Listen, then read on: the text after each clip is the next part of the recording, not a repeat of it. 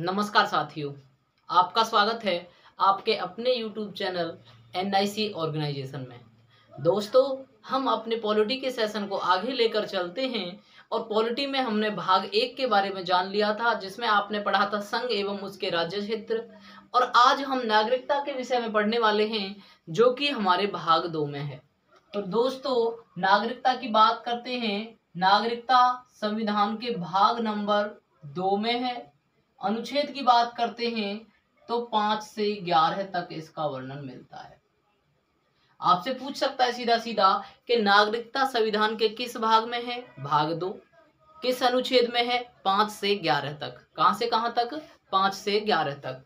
दोस्तों, अगर हम नागरिकता के विषय में थोड़ी बात जाने तो जो नागरिकता होती है वो बेसिकली 2 प्रकार की नागरिकता आपको देखने को मिल सकती है।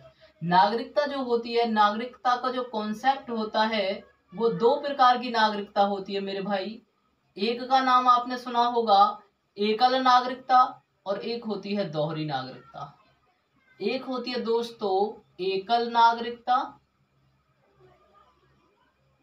और दूसरी होती है दोहरी नागरिकता।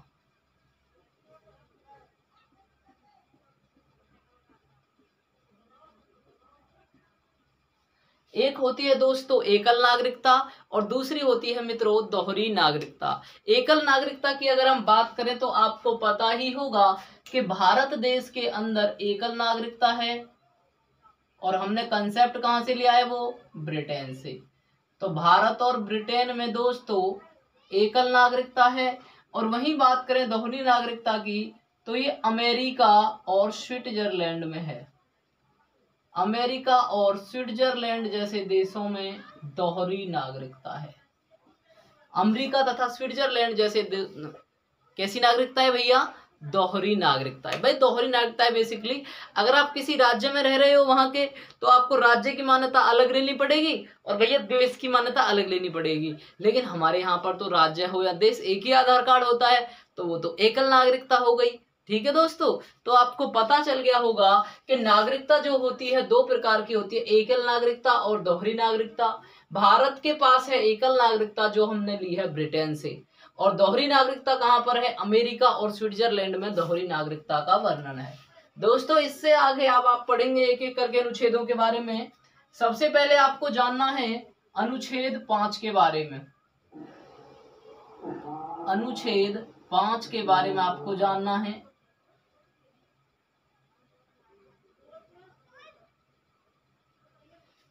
सबसे पहले अनुच्छेद 5 के बारे में जान लेते हैं। तो अनुच्छेद 5 क्या कहता है? नागरिकता की परिभाषा। नागरिकता की परिभाषा,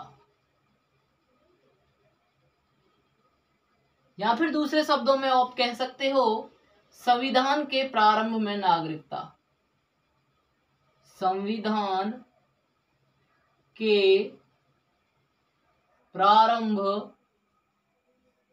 में नागरिकता।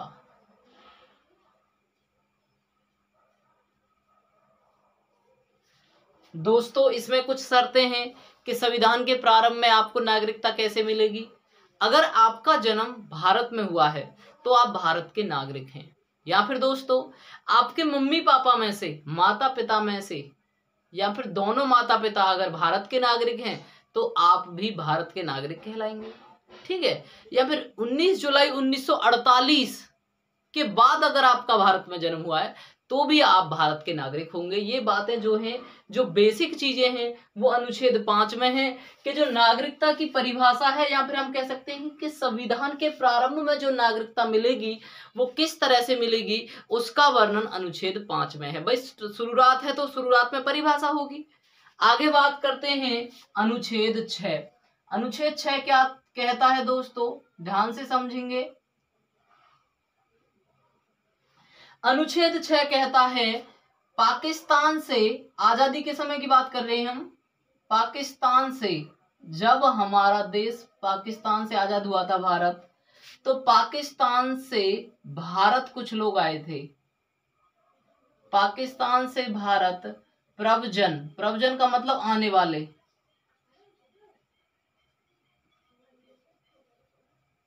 करने वाले व्यक्तियों के विषय में नागरिकता। ठीक है भाई, पाकिस्तान से भारत प्रयोजन करने वाले व्यक्तियों के विषय में जो नागरिकता का वर्णन है वो आपका अनुच्छेद 6 के अंदर है। मान के चलिए भाई, आजाद हुए देश, तो कुछ लोग क्या हुए भैया, पाकिस्तान से भारत आए, उन्हें भारत सेफ लगा उस समय पे, तो वो भारत में आकर रहने लगे। तो उनके लिए जो नागरिकता का उल्लेख है वो संविधान के अनुच्छेद 6 में है। ठीक है दोस्तों, स्पेशली मैं बात करूं तो 19 जुलाई 1948 के बाद की बात है। ठीक है दोस्तों, 19 जुलाई 1948 के बाद जो भारत आ गए, अपना 6 महीने रहे और उन्होंने रजिस्ट्रेशन करवा लिया, तो वो भारत के नागरिक बन गए। ठीक है दोस्तों, ये बात आप नोट कर लेंगे। ठीक है, आगे बात करते हैं हम अनुच्छेद 7। अनुच्छेद 7, आर्टिकल 7। आर्टिकल 7 में क्या है दोस्तों, अब ऐसा नहीं है भाई आजाद हुए तो पाकिस्तान से ही भारत आए लोग, ऐसा भी हुआ कि बहुत से लोग भारत से पाकिस्तान गए। तो कुछ लोग आजादी के समय क्या हुए थे भाई, वो क्या हुए थे, भारत से पाकिस्तान प्रव्रजन किया था उन्होंने, भारत से पाकिस्तान, भारत से पाकिस्तान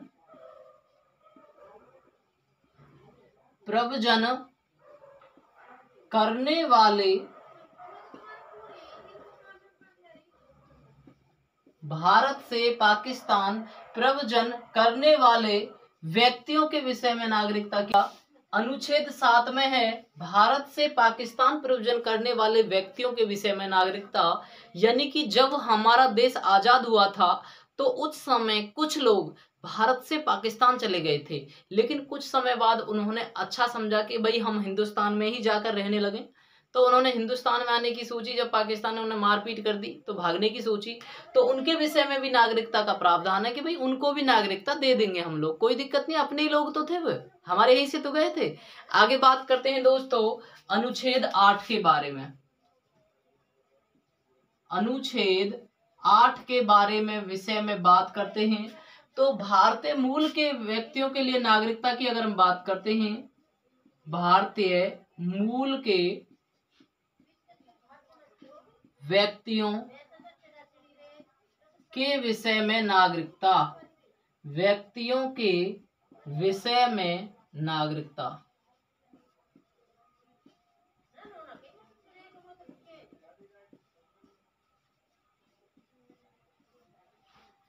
भारतीय मूल के व्यक्तियों के विषय में नागरिकता की अगर हम बात करते हैं तो वो है आपकी अनुच्छेद 8 के अंदर।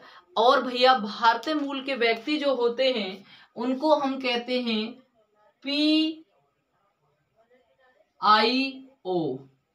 Person of India origin, person of India origin, यानी कि ऐसे लोग जिनका उद्भव तो भारत से ही है लेकिन अब वो भारत के अंदर नहीं रहते हैं। वो लोग क्या हुआ भाई, कमाने के लिए भारत देश से बाहर गए, और जब वो कमाने के लिए भारत देश से बाहर गए तो वहां जाकर कमाने लगे, फिर उनको वहीं का रहन सहन पसंद आ गया और वहीं पे अपना परमानेंटली रहने लगे, लेकिन वो किसी टाइम पे भारत के थे।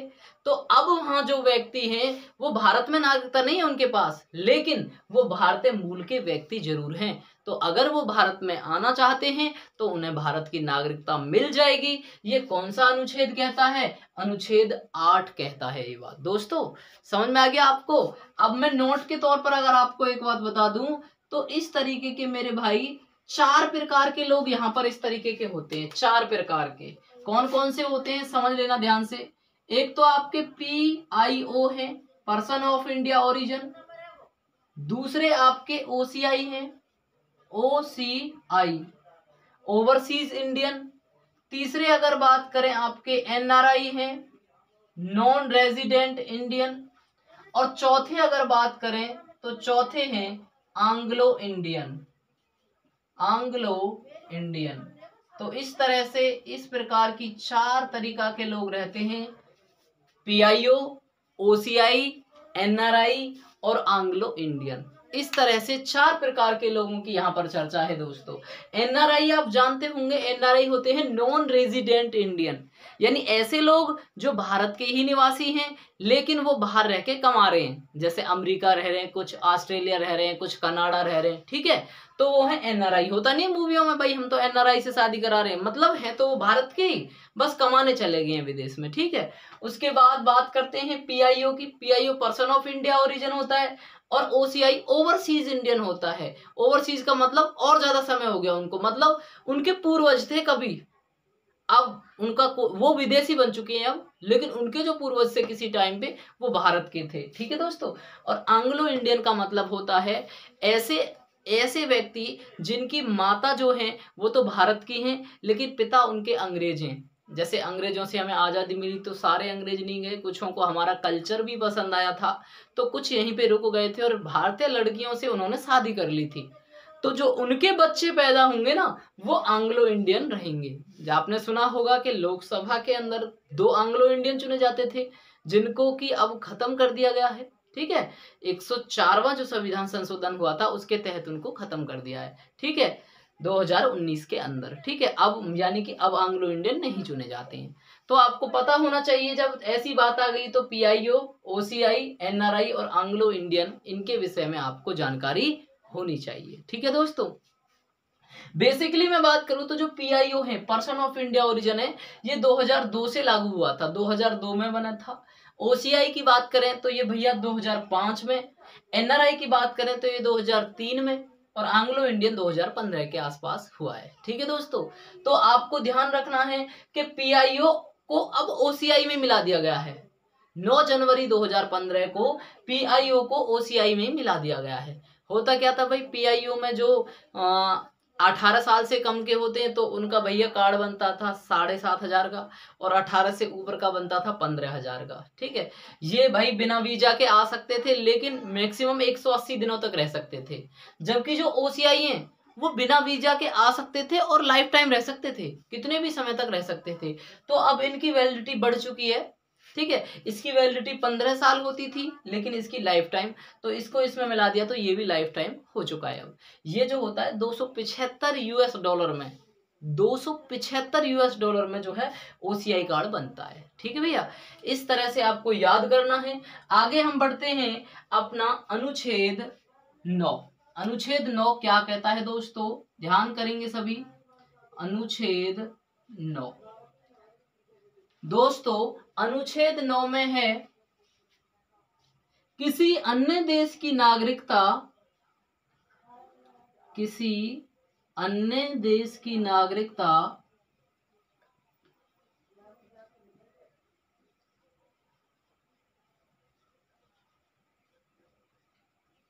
स्वेच्छा से अर्जित करने पर, स्वेच्छा का मतलब अपनी इच्छा से, स्वेच्छा से अर्जित करने पर, अर्जित करने पर भारत की नागरिकता का अंत, भारत की नागरिकता का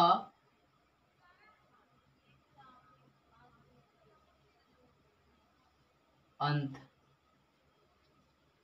यानी आप गड़बड़ी कर रहे हो, भारत की नागरिकता तो है ही है और प्लस में प्लस पॉइंट करके आपने बिना बताए किसी और देश की नागरिकता ले ली तो भाई आपको उसी समय भारत की नागरिकता से हटा दिया जाएगा।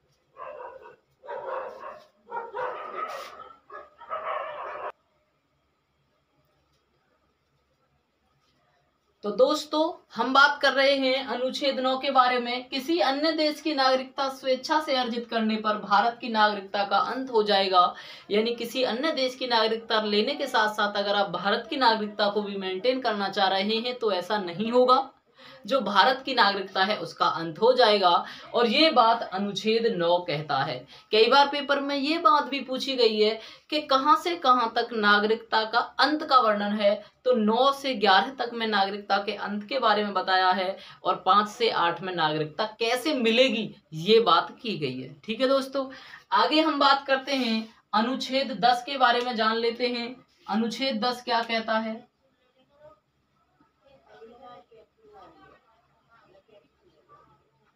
अनुच्छेद 10 क्या कहता है, नागरिकता के अधिकारों का बनाए रखना, नागरिकता के अधिकारों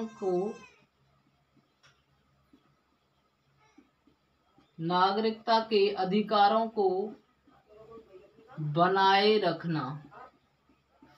नागरिकता के अधिकारों को बनाए रखना, ये हमारा अनुच्छेद 10 कहता है। भाई कोई मान के चलिए देशद्रोही है, अपने यहाँ उसे शरण नहीं देंगे हम, तो हमारी नागरिकता बनी रहेगी। ठीक है, हम अपने संविधान का उल्लंघन नहीं करेंगे तो हमारी नागरिकता बनी रहेगी। तो हमको कुल मिला के अपनी नागरिकता को मेंटेन करना है, उसको बनाकर रखना है, यही आपका अनुच्छेद 10 कहता है।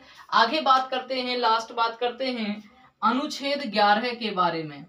और अनुच्छेद 11 क्या कहता है मित्रों? अनुच्छेद 11 कहता है कि नागरिकता के विषय में जो कानून बनाएगी वो बनाएगी संसद। नागरिकता के विषय में अगर कोई नियम बनाना है तो वो कौन बनाएगी? संसद, या फिर आप इसको नागरिकता का निश्चित भी कह सकते हो। यहाँ पर जो नागरिकता है वो समाप्त होती है। तो नागरिकता की हमने आपके सामने चर्चा कर ली है, कौन कौन से अनुच्छेदों में किस किस तरीके से वर्णन है ये आपको बता दिया गया है। और मैं आपको बता देता हूं, नागरिकता प्राप्त करने के भैया 5 तरीके होते हैं। नागरिकता 5 तरीकों से प्राप्त की जा सकती है। कौन कौन से तरीकों से? देखिए, जन्म के आधार पर, नंबर 2 वंश परंपरा के आधार पर, वंश परंपरा, नंबर 3 पंजीकरण के आधार पर, रजिस्ट्रेशन करवाकर, नंबर 4 जन्म, वंश परंपरा, पंजीकरण, देशीयकरण के आधार पर, मतलब रहकर, जमीन खरीदकर, और नंबर 5 अर्जित भूभाग द्वारा, मतलब किसी देश का अगर कोई हिस्सा भारत में मिला लिया गया है तो भी उस पूरे हिस्से को भारत देश की नागरिकता मिल जाएगी। ठीक है दोस्तों, तो नागरिकता प्राप्त करने के 5 तरीके होते हैं। जन्म के आधार पर, यानी अगर आपका जन्म भारत में हुआ है तो आप भारत के नागरिक हैं। वंश परंपरा के आधार पर क्या है? अगर आपके माता पिता भारत के हैं तो आपके भी भारत के नागरिक हो जाएंगे। ठीक है दोस्तों। पंजीकरण यानी रजिस्ट्रेशन के आधार पर, आप लोग पंजीकरण के आधार पर भी आप नागरिकता प्राप्त कर सकते हैं। अगला है देशीयकरण। देशीयकरण आप क्या है कि भाई आपने जमीन खरीदी, 10 साल रह लिए, पहले 10 साल था, अब तो 6 साल कर दिया गया है। 10 साल रह लेते थे तो उसके बाद नागरिकता दे दी जाती थी। अर्जित भूभाग मतलब है, मान के चलिए बांग्लादेश है, भारत से अलग है, अगर बाई दफे उसका कोई गांव हम भारत में मिलाने लगे, बाउंड्री में शामिल करने लगे, तो उन व्यक्तियों को जो नागरिकता मिलेगी वो अर्जित भूभाग के आधार पर उनको नागरिकता मिलेगी। ठीक है दोस्तों। और अगर मैं बात बताऊं आपको कि नागरिकता को छोड़ने के कितने तरीके हैं, तो नागरिकता भैया मोस्टली जो नागरिकता से आपको वंचित किया जा सकता है वो 3 तरीकों से हो सकता है। नागरिकता छोड़ने के आपके 3 तरीके हैं आपके पास। नंबर एक नागरिकता के 3 तरीके हैं। नंबर 1 स्वेच्छा से मतलब अपनी इच्छा से, स्वेच्छा से आप छोड़ दें, अपनी इच्छा से आपने छोड़ दिया। नंबर 2 बर्खास्ती के द्वारा, बर्खास्ती यानी कि रिनाउंसिएशन, मतलब आपको हटा दिया जाए। भाई किसी और देश की नागरिकता ले लिया आपने तो आपको भैया हटा दिया जाएगा, बर्खास्त कर दिया जाएगा नागरिकता से, तो वो आपका दूसरा नंबर है। और नंबर 3 है मित्रों इसमें वंचित किया जाना, रजिस्ट्रेशन से रह जाना।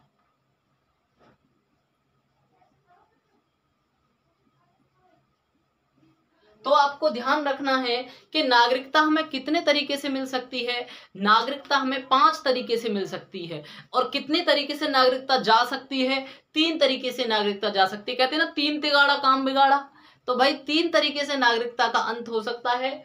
स्वेच्छा से खुद से छोड़ दें हम, बर्खास्त कर दिया जाए, या फिर वंचित किया जाए। इस तरह से आपको ध्यान रखना है। आगे आप एक मोस्ट इंपोर्टेंट बात और याद रखेंगे, कि अब तक नागरिकता में कितनी बार संशोधन हो चुका है, तो अब तक नागरिकता की अगर बात करें हम आपके सामने, तो अब तक नागरिकता में 6 बार संशोधन हो चुका है। किसके तहत? नागरिकता अधिनियम के तहत।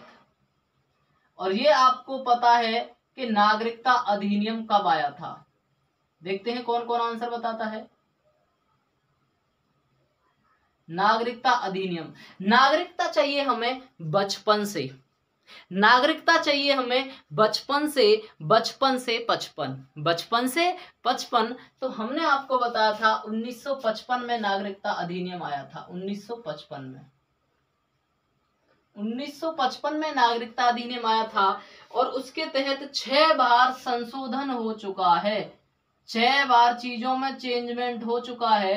कब कब हुआ है ये डेट याद कर लेंगे आप, कब कब हुआ है। जैसे